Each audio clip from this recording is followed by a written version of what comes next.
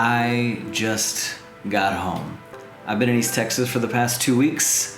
My grandfather was really sick, and so I went up to try to help out the family a little bit, to try to take care of him the best that I could, just to have extra hands. And while I was up there, he passed away. It was tough. It's always tough to lose someone that you love, but at the same time, it was such a sweet moment for all the family and everything being close by. And there's comes a point where you love someone so much, you'd rather them pass than to suffer, or you'd rather them pass than to deal with the discomfort and the illness and all the things that they're dealing with here. And so it was really tough. It was a tough couple of weeks. And then I think maybe someone at the funeral had COVID, and so we've all kind of been exposed. So I was planning on staying longer, but just to self-quarantine while I wait for my test to come back, I decided to come back to Houston just to kind of chill, kind of do my own thing. I'm also an incredible introvert, so being around people 24/7 was exhausting. That's not something I necessarily do well. It was cool though, being back home in my childhood bedroom with my mom and dad is a kind of a surreal experience. Being able to go next door and check on my grandma and all that kind of stuff. It was like I said, it's a really sweet time. We had so much support, so many family members and friends. It was like going kind of back in a time machine, sort of, to go back and just live in my little hometown for 2 weeks. So I just got back to Houston, and I get to my apartment,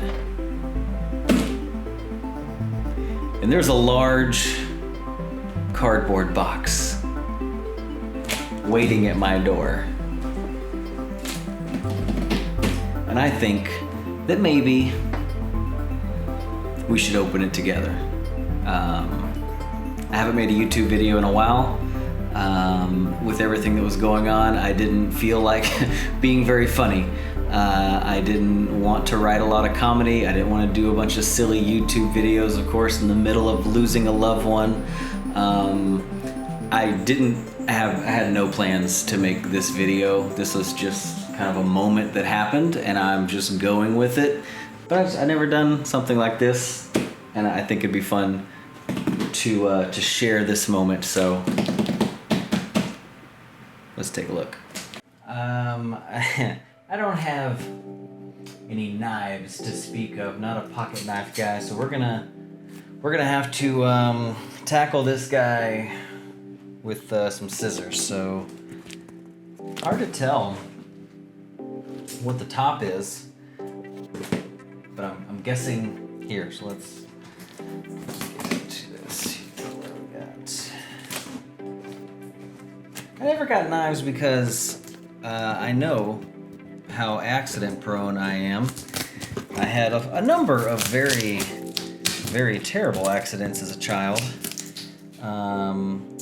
So I don't typically put myself in situations where I can hurt myself. When I was a teenager, I was throwing socks up in the air, and it hit the chandelier. And the chandelier, the socks like stuck in the chandelier. And so I jumped up to grab them, and I got the socks, but the chandelier came down and broke through my parents' glass coffee table.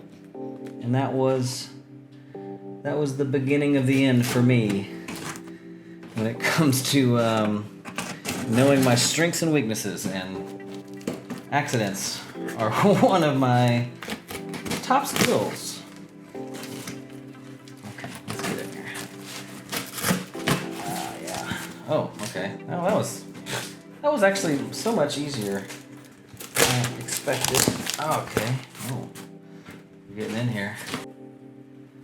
Got some sort of. We got definitely got some kind of a bag. Well, we gotta...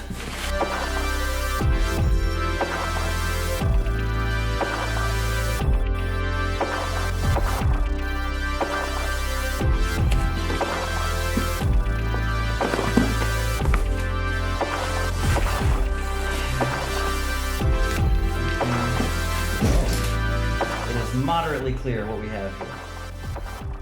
But we're not done yet. Let's take a look.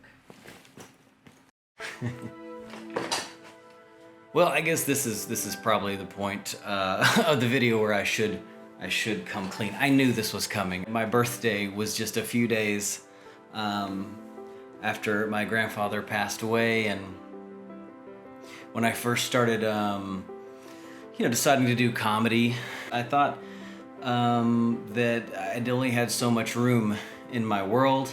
I literally only have so much room in this apartment.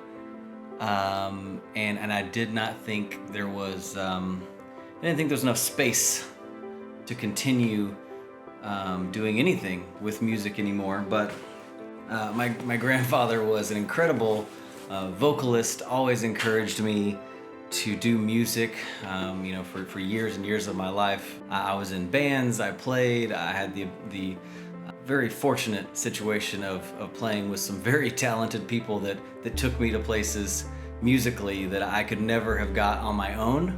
Music's always been a part of my life, a part of my family's life, something my grandfather really encouraged in his kids. Everyone plays an instrument of some sort. So when I woke up on my birthday, I'd been kind of thinking about this for a minute, and just so happened I saw this guitar. And I just went for it. I don't want to live a life where there's not a guitar in my apartment, and especially with all this quarantine stuff. I realized that I need a guitar in this apartment. I need a way to just maybe play along with my favorite songs, write a song here and there. I don't, even if no one hears it, I want music to be a part of my life, and I don't have to just choose one passion or one hobby or one thing to pursue. I'm gonna try to keep all the things alive that I love and that means something to me and meant something to my grandfather. I'm just as excited, maybe as you are. And you're probably not that excited, it's not your guitar. Wow. Oh yeah. Oh. Man. This is one beautiful guitar.